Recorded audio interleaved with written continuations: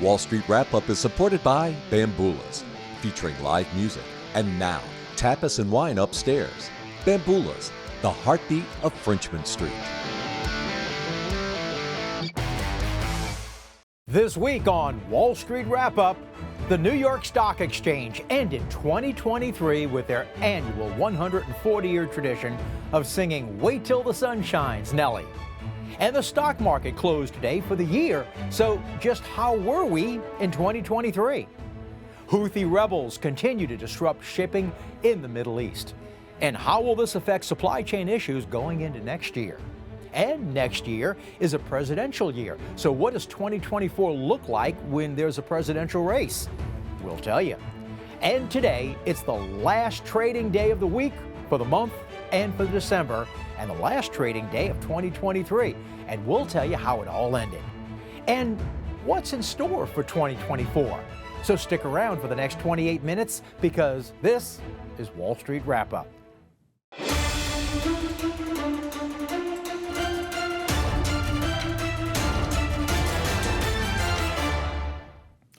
Hi and welcome. I'm Andre Laborde. With just 2 days left until 2024, the stock market ended today with, well, more of a whimper than a bang, but was carried through by the earlier trading days of December.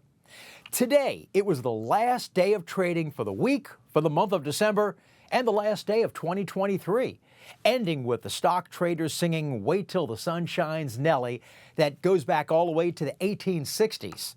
Well, actually, the song was started there in 1905, but those other 45 years prior to that, I'm really not sure exactly what they were singing. But at least since 1905, that's been going on in the New York Stock Exchange.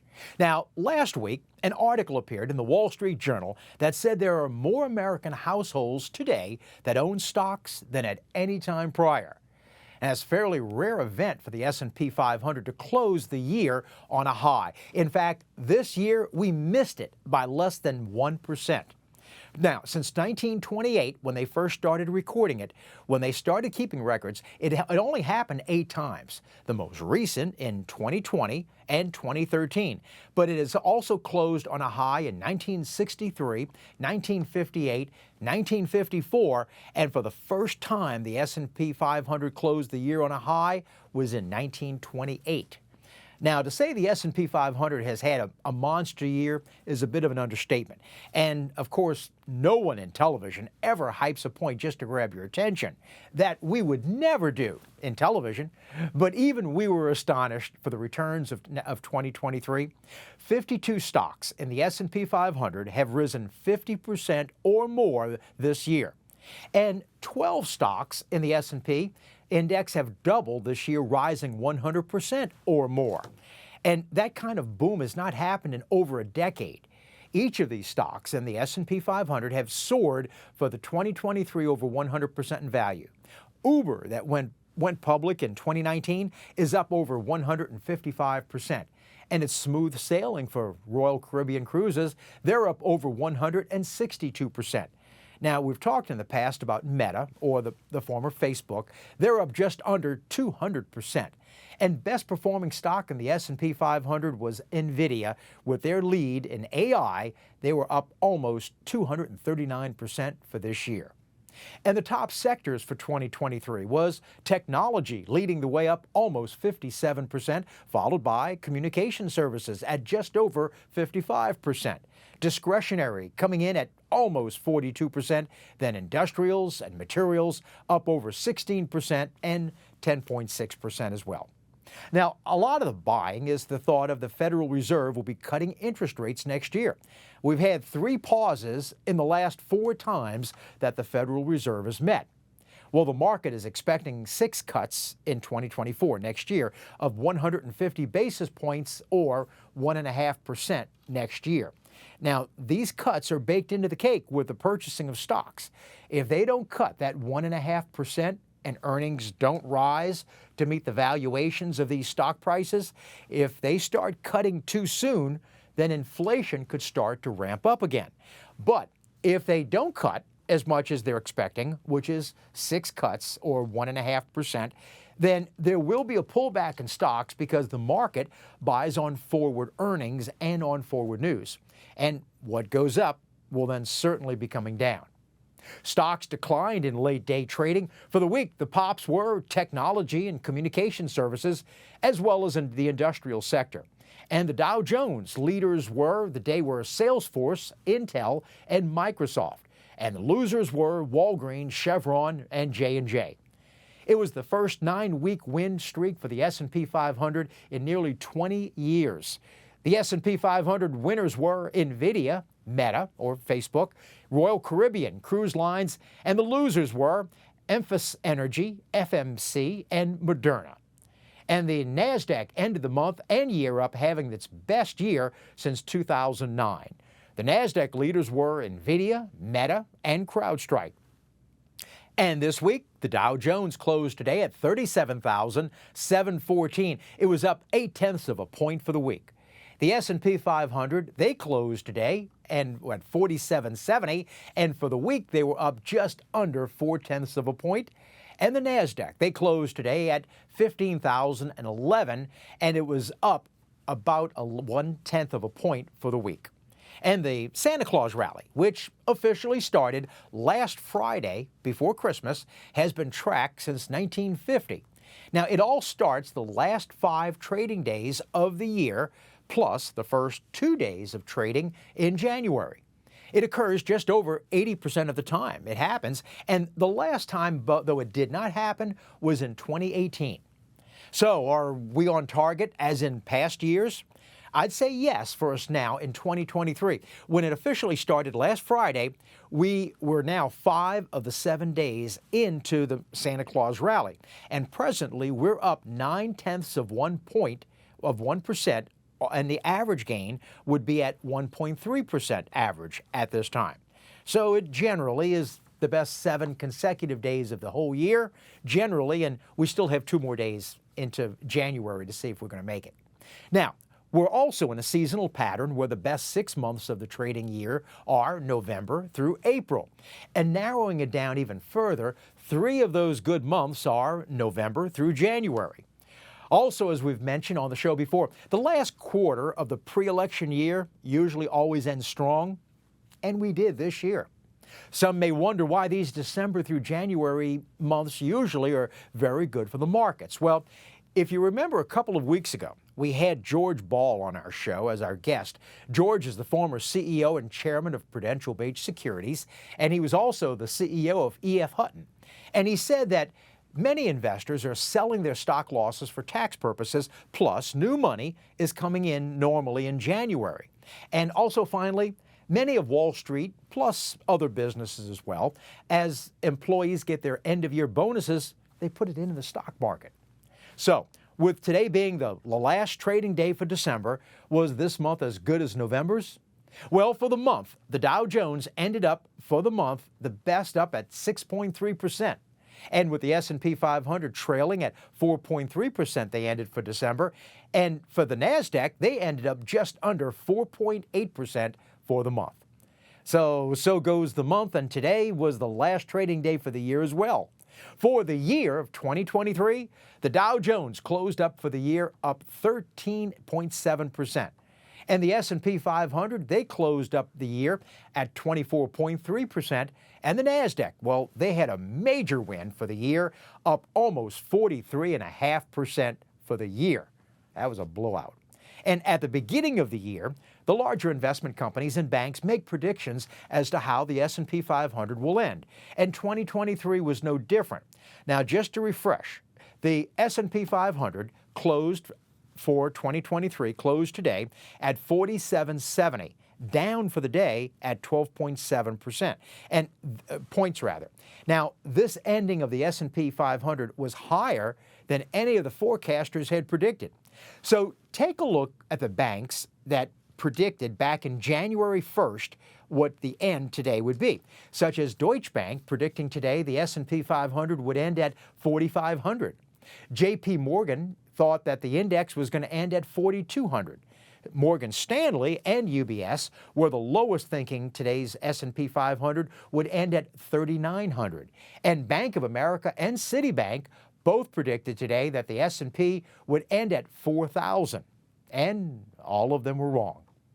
Dan Ives, the stock analyst at Wedbush Securities, he's raising his 2024 price target of Microsoft from his original $425 a share to $450 a share. Dan said that their Copilot 2024 monetization will be a game changer and that 60% or more of their installed base will be on AI within the next 3 years. And Morgan Stanley is saying for next year, they see continued growth for Netflix, the online streaming service.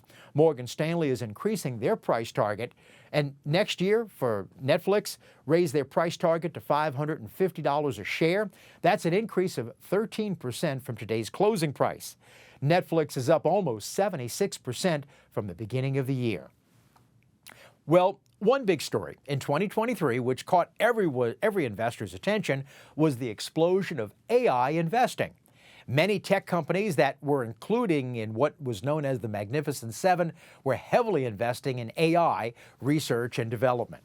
And other companies not included in those 7 stocks were also beneficiaries of artificial intelligence AI boom. Now, companies as AMD, they're up 123% for the year. And one many may not have heard of, but was sure high, was Arista Networks. They're up almost 100% for this year, followed by Cloudflare at 89%. And throughout the year, basically due to a time element, there are a lot of other sectors that may have soared, but we just don't have time to put them in within our show. But we always like to bring you the large cap indexes such as the Dow Jones and the S&P 500 and the NASDAQ. But take a look at this year in the small cap indexes such as the S&P 600. They're up 25% for the year. Or the Russell 2000, which are small cap stocks, they were up almost as much at 24% for 2023. And yes, the Magnificent Seven stocks were the engine of all the 500 S&P stocks and the S&P. But even if you took out those 7 stocks, the S&P would still be up for the other 493 stocks. It would still be up 10% for the whole year. 2023 saw many citizens leaving some states such as California, Illinois, and New York. And they were moving to Texas. And many reasons are from their own doing. You've heard about the laws of unintended consequences. In April, the state of California passed a law to pay fast food workers $20 an hour, even though most of these jobs are what's known as starter jobs. Franchisee owners of Pizza Hut will have to now be laying off 1,200 delivery drivers in California as fast food restaurants brace for a $20 an hour wage increase. Now, that'll be starting next year in 2024. The layoffs go into effect for fast food workers and will be starting in February because, under California law, they require a 60-day notice before mass layoffs occur. Other fast food restaurants, such as Chipotle and others, are going to be raising their prices. So I guess you could be ready for that $20 Happy Meal at your local McDonald's if you lived in California. So Florida is also known as the Sunshine State, and the population in Florida grew 1.7% for this year by over 365,000 new residents that were moving in, and was only the second growth state only to Texas. Citadel hedge fund owner and founder Ken Griffith, who is also the chief investment officer, who recently moved from Chicago to Miami, Florida in 2022, said Florida could become the financial capital of the world. Now, we'll tell you the latest on the housing markets and Bitcoin when we return.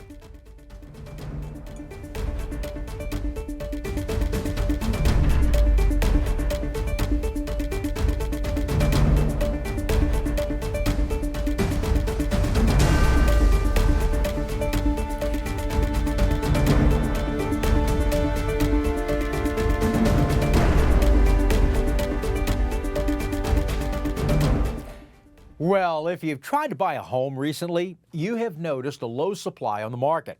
But lately, a 30-year home fixed rate have come down to now 6.6% for a 30-year fixed rate. Now, most people who are living in a home with a lower interest rate mortgage, well, they're staying put and not selling their home to get into a newer one with a higher mortgage.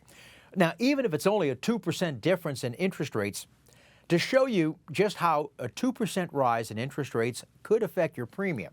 Now, on an average $400,000 home and 20% down, a 6% mortgage rate would run you just over $1,900 per month. Now, that amount is without insurance and property taxes, but an 8% rate is just under $2,350 for the same house, but 2% interest rates higher. Now, that's a difference of $430 per month, and over a one-year period, it's over $5,100. And for those families on the edge, that could make or break a deal of buying a home or not. And by the way, the supply of homes for sale are about 38% below the pre-pandemic level. So now the question is going to be, will more people with a smaller drop in 30-year fixed rates try to beat the competition and get it? Will they try and sell their present home and buy into a new one where the new interest rates have dropped from 8% to just over 6.5%? And for the first-time home buyers purchasing that starter home, a 6.6% mortgage could possibly be a deal killer. And by the way, that 6.6% is for the best credit-worthy buyers. Others will be paying much more than I just quoted you. And inflation could still come back. Prices have been going down, but take such as a home equity line of credit, a HELOC. Well, last year, you would have been paying 3.9%. Now, it's just over 10%. A new car financing has gone from 4.4% of last year to almost 7.75% this year. And credit cards that were 16.3% last year on unpaid balances is now almost 21% interest on that unpaid balance. So last week, we had as our guest Tim Urbanowitz. Tim was the head of research and investments at Innovator Capital and specializing in ETF funds. And I asked him if there were ETFs for Bitcoin and other types of cryptocurrencies coming out. And he said not yet, but they will be coming soon. And by the way, Bitcoin, it's up almost 158% for the year. Bitcoin did well. Now, some of the companies that have applied to have ETFs to trade in the cryptocurrency world, ETFs include BlackRock, WisdomTree, Fidelity Investments, Grayscale, and Kathy Woods' ARK Investments. Now, there's no doubt that a Bitcoin ETF will be popular amongst the investors, but SEC Chairman Gary Gensler, he's taking his time for having oversight of this type of an investment.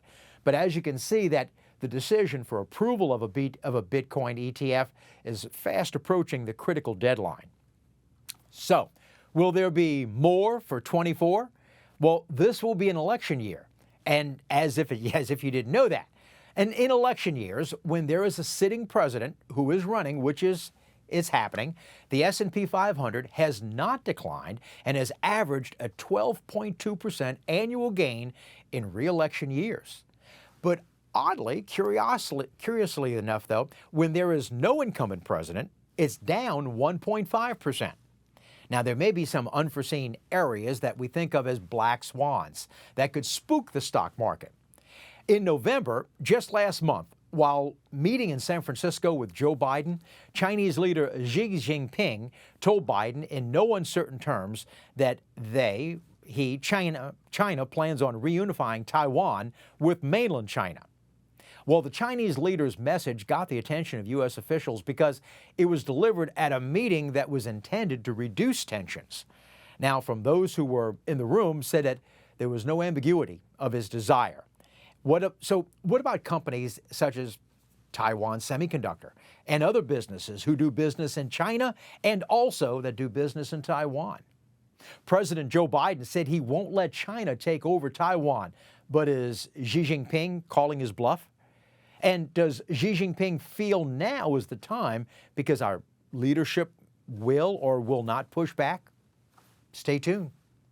According to a recent CNBC poll last week on Biden's handling of the economy, it doesn't look good. As James Carville said, it's the economy, stupid, when he worked in the Clinton years. 64% of registered voters disapprove of his handling of the economy, while 31% approve. Of his handling of foreign policy, it isn't much better. 63% disapprove, with 29% of those registered voters approving of Biden's job performance in foreign policy. And rising attacks by Houthi rebels in the Red Sea could put more pressure on shippers in 2024. According to U.S. Central Command, Houthi rebels that are being funded and backed by Iran are taking over cargo ships traveling through the Red Sea. USS Mason shot down a drone and an anti-ship ballistic missile in the southern Red Sea last night. And there were no damages to either the Mason, the USS Mason, or to other of the 18 U.S. Navy ships in the Red Sea, and no reported injuries. And it's the 22nd attempted attack by Houthi rebels since October the 19th on shipping in that area, causing shipping companies to divert from the Red Sea a normal passage through other longer areas. Cargo shipping area rates that are soaring because cargo ships are now having to be diverted to other routes. As an example, a container coming from Shanghai to the UK used to cost about $1,900 just last week. Today, that same container will cost approximately $10,000. And yes, you're right, those costs will be passed on to the consumer. Well, every week we ask if you have a question or comment that you can always contact us. And many of you do, and we always appreciate that and try to answer you back via email. But some of the questions that have been far and wide in viewers' thoughts, we thought since we had a moment, we thought we'd like to respond on air to some of those letters. Matt from Pensacola, Florida wants to know, besides Friday nights, what do I do during the day? Well, Matt, this is actually my part-time job. During the day, I invest clients' money, and I'm the chief investment officer of a company called Benna Capital. Benna Capital is a long-term alternative asset management investment company. So in other words, I run a hedge fund. And Jennifer wants to know if next year in 2024 will be as good for the stock market as this year. Jennifer, I wish I had a crystal ball and could say for sure. I'm hopeful that it will be an up year in many because 2024 will be, as we mentioned earlier, an election year. Now, normally, election years are good for the stock market because politicians, they want to keep their jobs. And they know you can't do anything to them for the other 3 years that they're not running. But on an election year, they scramble to do what the actual public opinions want them to do rather than what they really want to do for the other 3 years. Plus, the Federal Reserve is scheduled to lower interest rates next year with the highest probabilities in March, in May, and in June. Now, the feeling on the street is the Federal Reserve will be cutting 150 basis points or 1.5% off the present position of 5.5%, which is what they charge banks for loaning out money. And these cuts are baked into today's stock prices. So if they cut less than that they're predicting of 1.5%, be prepared for some sell-offs. Sean from Biloxi, Mississippi writes, what do I consider short-term and or long-term when investing in stocks? Well, Sean, I look at stocks as a long-term investment. If you're going to be needing the money within maybe a year or 15 months, I wouldn't do stocks. I would consider short-term instruments such as money markets or that pay a monthly yield. If your time horizon is maybe 5 years or more, stocks are a great investment. Now, when I invest in stocks, I look at holding them for at least a 10 to 15 year time horizon. So, if you've got a question or maybe a comment about the show, we'd love to hear from you. Make it concise, make it pithy, and write us at andre@bennacapital.com. So, let's take a look at the market starting in 2024 for next year. But before we do that, what popular board game was patented on this day in 1935?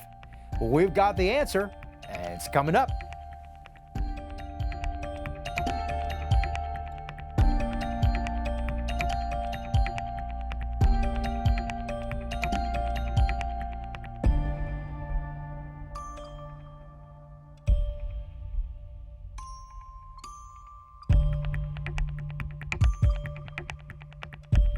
Well, what popular board game was patented on this day in 1935? Monopoly.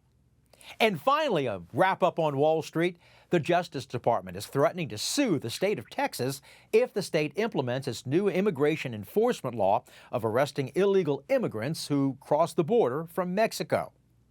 The U.S. Census Bureau reported that the world population grew by 75 million people this past year. It said it predicts the world's population will stand at more than 8 billion people on New Year's Day. And the struggle for MBA grads seems to be heating up even as the world's best business schools. According to Business Insider, only 86% of Harvard MBA grads had a job offer this year within 90 days of graduation. Last year, the rate was 95% within 90 days and 96% in 2021 of graduation. And the world has its first $100 billion woman, Françoise Bettencourt Myers. She is the granddaughter of the founder of the French beauty brand L'Oreal, and she's cracked the $100 billion barrier, becoming the first woman to boast that 12-figure fortune. And you can even now afford to pay retail for her own beauty products. Big changes are coming next year. By the way, that's this coming Monday, January 1st. Do you have a 529 college savings plan for yourself or maybe a family member?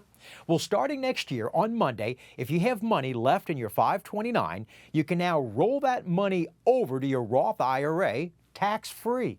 Prior to this time, the funds in that 529, well, they had to be used towards qualified education expenses, but now that extra 529 money can be put towards your retirement.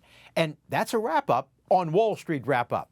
Monday is the new year and markets are closed, but trading will resume on Tuesday through Friday. And coming up next week, we're going to be talking with Harvard Law School Professor Emeritus Alan Dershowitz. Alan has represented clients everyone from O.J. Simpson, Mike Tyson, Patty Hearst, Jeffrey Epstein, and even Donald Trump. That's Alan Dershowitz. He'll be here next week. Well, 2023 has been a year of weeks and months and down times as well as up. And I'm sure between black swans or geopolitical events, they may create unforeseen experiences that will be affecting the markets maybe this year or something completely new. So we'll get through it and sit back and just enjoy the ride. Have a fun weekend with the ones you love. Happy New Year. I'll see you next year. Remember, if it's Friday, it's Wall Street Wrap-Up. I'm Andre Laborde. Happy New Year, and always remember, money never sleeps. Good night.